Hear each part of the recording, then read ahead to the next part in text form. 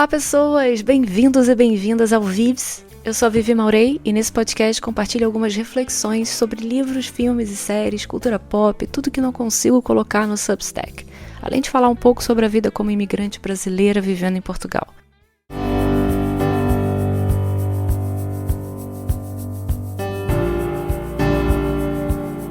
Vocês acham que perguntar ofende? Eu acho curioso que a gente tenha essa ligação com a pergunta, como se ela já viesse com alguma resposta, sabe? Apenas por ter sido dita em voz alta.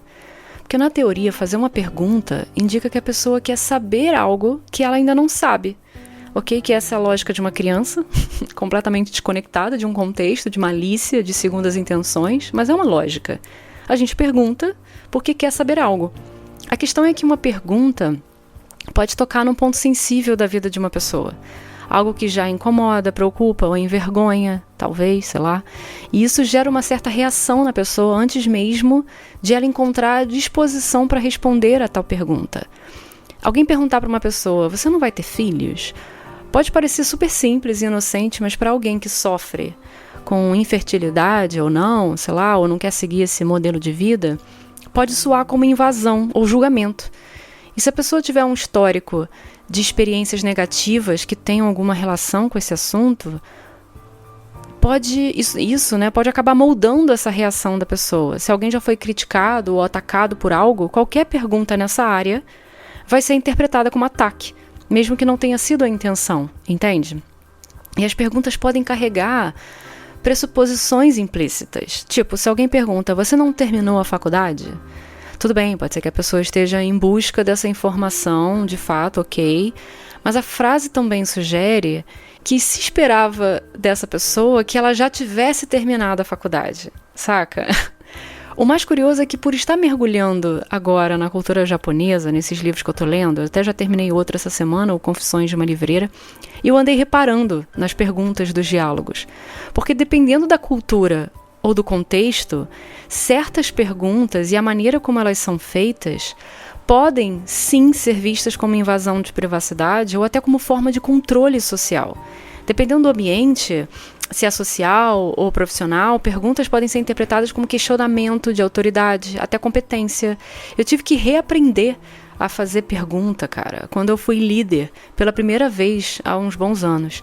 E porque eu sentia que às vezes uma pergunta inocente e simples, né? Tipo, como você já entregou, terminou tal coisa, pode soar uma cobrança, entre aspas aqui, indevida, né? Porque às vezes você tem que cobrar mesmo, como líder, tá lá e tal. Mas em alguns casos como indevida, ou até dúvida sobre a capacidade do outro.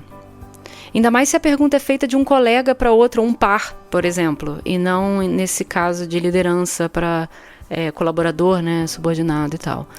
E é claro que aqui a gente tem que pensar além do óbvio. Interpretar as coisas não apenas como elas são, mas o que podem significar para cada um. Um pouco na onda do que eu falei lá naquele episódio sobre semântica. Perguntar é, de certo modo, colocar o outro em posição de responder, certo? Isso é óbvio. E algumas pessoas interpretam isso como estar sob julgamento. É natural. Só que o brasileiro, gente, a gente tem isso já enraizado, de se acostumar com as perguntas que soam curiosas, soam preocupadas ou acusatórias, sarcásticas. A gente usa o tom e o timing de uma forma quase inata. É genético. É ironia, sarcasmo e tal, isso é muito forte na cultura brasileira. Eu acho que talvez venha de muito atrás, não sei, ou se é uma influência da cultura americana, que também é muito sarcástica e irônica, enfim. Mas se a gente faz uma pergunta, a gente brasileiro, né? Se eu tô falando dos brasileiros, se a gente chega e faz uma pergunta carente de emoção, é estranho, soa estranho. Ou a gente vai achar que a pessoa está triste, ou que ela é uma pessoa fria, ou que ela não está realmente interessada em saber nada, em saber a resposta de verdade, ou troubles, não importa, não é o normal. Só que a gente sabe também que o tom, por conta de ditar muita coisa no Brasil, vai depender do nível de relacionamento e contexto entre as pessoas envolvidas. E nada disso, gente, se ensina para o estrangeiro. Você meio que vive isso a vida inteira e é da tua cultura. É como você está acostumado, sabe? E aí quando você se depara, você sendo um brasileiro, se depara com um europeu, um francês, por exemplo, que usa as palavras muito mais do que a emoção para expressar uma formalidade ou uma educação. Por exemplo, se chegar na padaria e pedir um pão, o por favor e tal, às vezes você pode até ser educado, mas se você não usar as palavras corretas, vai soar rude. Isso é um choque para o brasileiro, porque a gente pode nem ser educado nas palavras, mas o tom, se for aquele tom do brasileiro, chega feliz e fala, fulano, dá um pão aí, sei lá, qualquer merda dessa, não vai soar rude, entende? Porque o tom é parceiro, beleza? É difícil explicar, cara, mas a gente precisa reaprender os significados dos tons e do uso das palavras. É surreal. Eu sei que eu estou exagerando um pouco aqui, mas a ideia é que eu quero tentar ilustrar uma coisa que acontece no dia a dia e a gente nem percebe. Mas quando a gente para refletir, vê que tem essas diferenças. E as semelhanças também, porque eu sei que em todo o país, provavelmente, né, não tem como saber, todo mundo sabe que às vezes uma pergunta não é exatamente ofensiva, mas ela pode espelhar uma insegurança, um medo, um conflito interno. E em todo lugar as pessoas vão responder muitas vezes a essa pergunta de uma forma que vai parecer uma autodefesa automática para se proteger de algo. Isso é humano.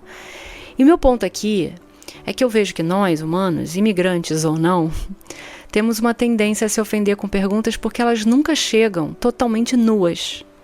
Elas estão vestidas de uma história pessoal, de um contexto social, de preconceitos culturais, de tom, né, tons.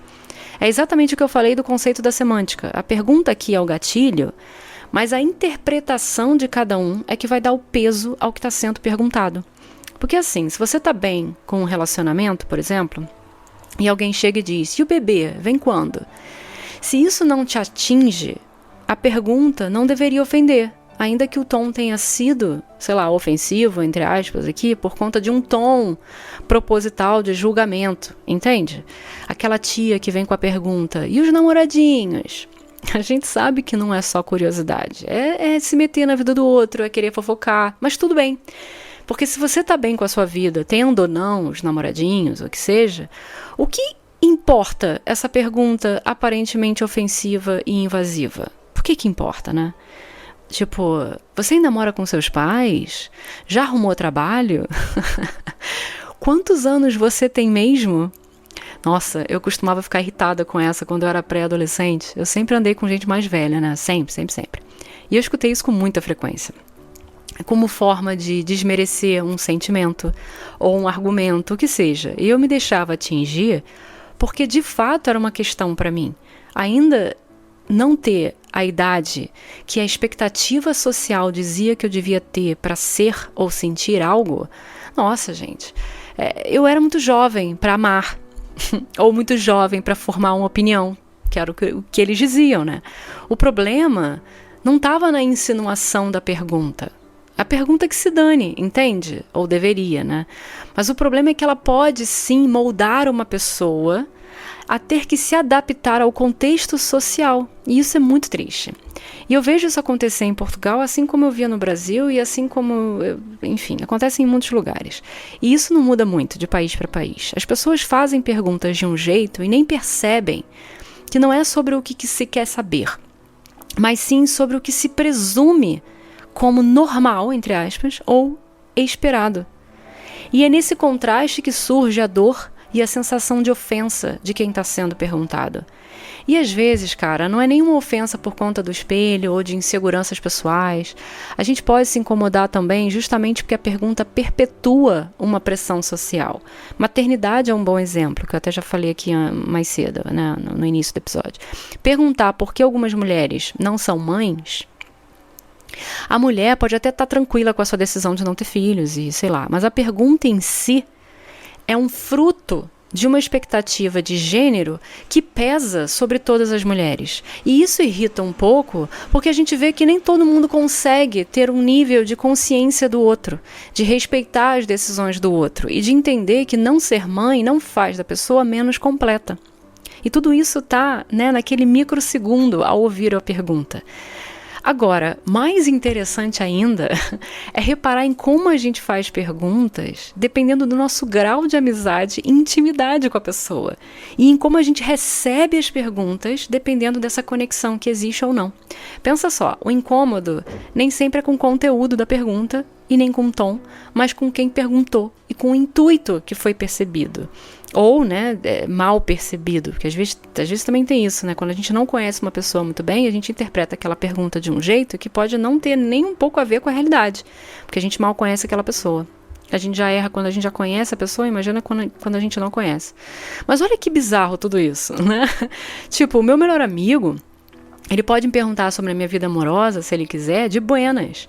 Ele me conhece há mais de 20 anos, a gente pode falar abertamente sobre literalmente tudo, e pelo menos eu não consigo lembrar aqui nenhuma vez que eu tenha sentido qualquer insegurança ou dúvida sobre o intuito de qualquer uma das perguntas que ele me tenha feito. Agora, se é uma pessoa fora do meu convívio íntimo, pode soar como uma invasão de privacidade, ou ter alguma malícia envolvida e eu perceber, ou eu, né, mal interpretar essa malícia.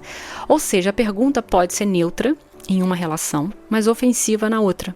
Porque dependendo da pessoa, pode ser uma disputa de território, pode ser inveja, pode ser ciúme, ou pode ter intenções boas e genuínas e generosas até, mas ainda assim soar invasivo se não for alguém do nosso ciclo. Isso é muito doido, gente. A maldição dos humanos é a gente ser senciente, consciente da nossa vida e da nossa morte e de julgamentos, né? Inconscientemente também a gente reage a tudo. E a gente fica triste, fica feliz, fica decepcionado ou empolgado de acordo com a nossa interpretação de míseras perguntas. Olha que bizarro. E isso tudo aqui eu recortei apenas um lado dessa questão. A pergunta que vem vestida de contexto. Pode ser que uma pergunta de um estranho para outro, ou até de um amigo para outro, seja apenas isso, uma pergunta, zero de segundas intenções. A gente faz milhares dessas perguntas diariamente. Eu sei disso, né? Eu não estou dizendo que tudo aqui tem um motivo e tal. Mas como o ponto aqui era outro, eu não abordei isso. Eu recortei, fiz um recorte aqui do que eu queria falar. Eu acho que fica subentendido isso para os ouvintes, né? Mas, né? Enfim, quem estuda psicologia sabe que a gente, né, nós, seres humanos, somos seres neuróticos, uns mais que outros. E é difícil a gente se desprender totalmente de interpretações para o que quer que seja. Afinal, foi uma das coisas que nos impulsionou a evoluir, então não dá para tirar da equação essa nossa capacidade, mesmo que inconsciente muitas vezes. Estou falando aqui mais das perguntas conscientes, mas temos também as intuições e as intenções inconscientes, mas whatever. O que seja, a minha contribuição ou não aqui, né, vai depender de como você interpretar esse episódio, é tentar jogar uma luz no fato de que isso acontece, isso tudo que eu falei, e que seria bom se a gente parasse mais vezes no dia a dia para avaliar por que a gente julga tanto as perguntas. Por que a gente se deixa atingir por elas? Por que a gente se ofende? E por que a gente não se liberta um pouco dessas amarras sociais que até nos impedem de fazer perguntas? Justamente pelo medo que a gente tem das consequências que essas perguntas causam na gente e nos outros. Então, cara, bora fazer mais perguntas, sem medo, sem julgamento, sem intuir, sem incutir no outro uma obrigação social ou intelectual. O que eu penso é que se a gente tiver que ter uma intenção, uma segunda intenção na pergunta, que seja uma curiosidade genuína pelo outro. Isso é um bom norte para começar, eu acho, pelo menos.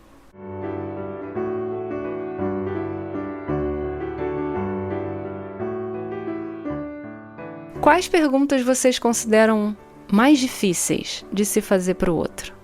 Eu quero saber, bota aí nos comentários. Quero ouvir de vocês. Até o próximo episódio.